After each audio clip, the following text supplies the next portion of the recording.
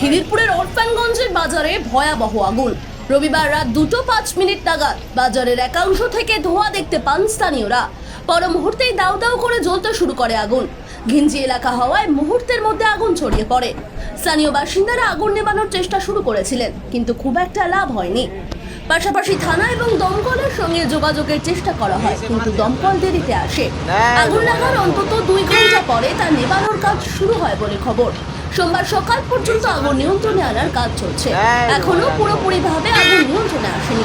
এদিকে আগুনের অভিঘাতে খিদিরপুর বাজারের প্রায় 1300টি দোকান ভস্মীভূত। প্রচুর পরিমাণ আর্থিক লোকসানের আশঙ্কা করা হচ্ছে। বেঁকে গিয়েছে দোকানগুলির অ্যাডভেস্টারের ছাউনি, কিন্তু কী কারণে আগুন লাগলো তা এখনো স্পষ্ট নয়। সোমবার অর্থাৎ আজ সকালে ঘটনাস্থলে পৌঁছান দমকল মন্ত্রী সুজিত বসু। অগ্নিকাণ্ড নিয়ে দমকল মন্ত্রী সুজিত বসু বলেন, ফিরাদ হাকিম সকালে ফোন করেছিলেন। অত্যন্ত ঘিঞ্জি এলাকা, আগুন নেভাতে তাই সমস্যা হচ্ছে। দমকলের 20টি ইঞ্জিন কাজ করছে, জলের ব্যবস্থাও করা হয়েছে। কুলিং পকেট ফায়ারগুলি নেভানোর চেষ্টা করা হচ্ছে এখনো। এখানে অনেক দোকান নিয়ম মেনে ঠিকভাবে তৈরি করা হয়নি। এছাড়া দমকলের বিরুদ্ধে অভিযোগ প্রসঙ্গে দমকল মন্ত্রী বলেন, একটি গাড়ি আসতে গেলেও তো কিছুটা সময় লাগে। ওয়াটগঞ্জ গার্ডেন ব্রিজ থেকে দমকলের গাড়ি এসেছে।